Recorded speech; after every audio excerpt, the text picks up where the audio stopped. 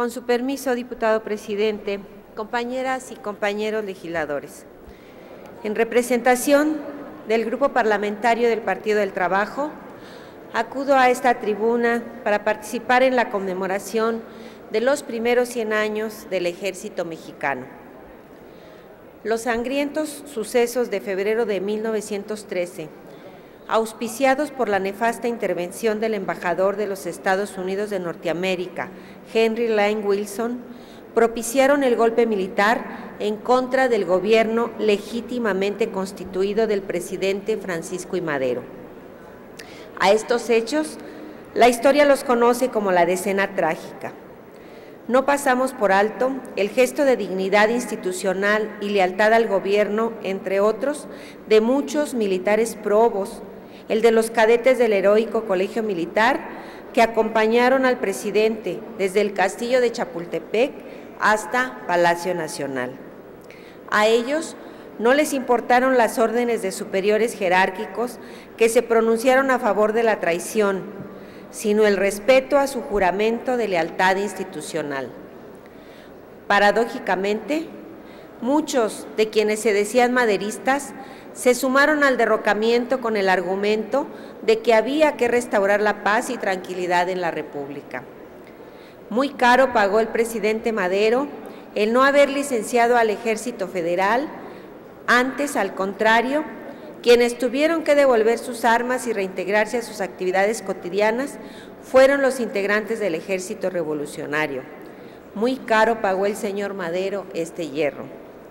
El entonces gobernador de Coahuila, Venustiano Carranza, promulgó el 19 de febrero de 1913 el decreto número 1421, en cuyo artículo segundo se establece: se conceden facultades extraordinarias al Ejecutivo del Estado en todos los ramos de la administración pública para que suprima los que crea convenientes y proceda a armar fuerzas para coadyuvar al sostenimiento del orden constitucional en la República. El decreto en cuestión fue expedido en un día como hoy, 19 de febrero de 1913, y es el origen del Ejército Constitucionalista y del Ejército Mexicano que hoy cumple 100 años de existencia y de servicio a la República. También, en un día como hoy, el presidente Madero y el vicepresidente Pino Suárez presentaron su renuncia a los cargos que el pueblo les confirió y que de manera abyecta aceptó, y que fueron la causa de que Victoriano Huerta ocupara la presidencia de la República. El desconocimiento del gobernador de Coahuila hacia el régimen espurio de Victoriano Huerta se tradujo en la expedición el 26 de marzo de 1913 del Plan de Guadalupe, en el que se precisaron de manera puntual los objetivos del movimiento constitucionalista. En esta nueva etapa, las fuerzas revolucionarias se unifican para combatir a la usurpación, expulsando a Huerta del gobierno hasta 1914, y donde, por desgracia, el movimiento se fragmenta en varios frentes: Carranza por un lado, Villa y Zapata por el otro. No podemos pasar por alto el destacadísimo papel que elementos del Ejército Mexicano jugaron en el Constituyente del 1916-1917, entre otros Francisco J. Mújica, quien tuvo un destacado papel en la redacción del artículo 27 constitucional. No podemos dejar de mencionar el gran aporte que hizo a la República un militar que, siendo joven, se incorporó a las filas revolucionarias y a quien correspondería el honroso papel de llevar a la práctica los preceptos constitucionales del artículo 27 sobre la propiedad originaria y dominio directo de la nación sobre sus recursos naturales, como lo fue el general Lázaro Cárdenas del Río.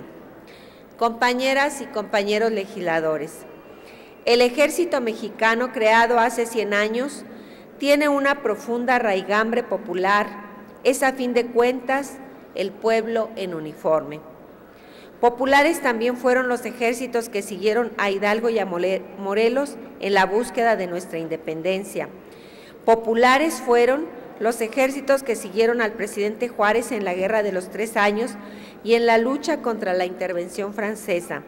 En consecuencia, a nadie extraña el reconocimiento que el ejército mexicano actual tiene por parte del pueblo que le da origen al participar sus integrantes en labores de apoyo a la población civil en casos de desastre.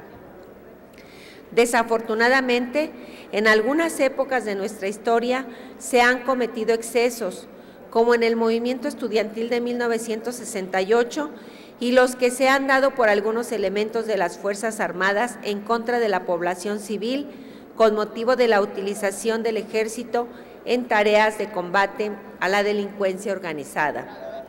En el Grupo Parlamentario del Partido del Trabajo tenemos la clara convicción del rol constitucional de nuestras Fuerzas Armadas y que se centran en la defensa de la soberanía nacional.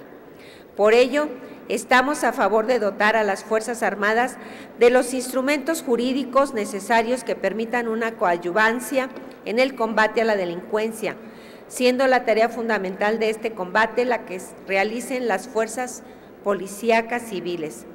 No podemos como sociedad darnos el lujo de que nuestras Fuerzas Armadas sean contaminadas e infiltradas por las organizaciones delictivas. La importante tarea estratégica del Ejército debe estar a salvo de estas situaciones. Hoy, 19 de febrero de 2013, el Grupo Parlamentario del Partido del Trabajo expresa una felicitación fraterna a todos nuestros integrantes de nuestras Fuerzas Armadas de estos 100 años de existencia al servicio de la patria. Desde este Poder Legislativo se aprobarán las leyes que les permitan un marco de actuación más adecuado y que garantice sus derechos y precise sus obligaciones. La nueva realidad del país y del mundo obligan a que se respeten los derechos humanos de los integrantes de las Fuerzas Armadas, pero que ellos también respeten los derechos humanos de la población civil. Para concluir, refrendamos nuestra calurosa felicitación a todas y a todos quienes integran el Ejército Mexicano.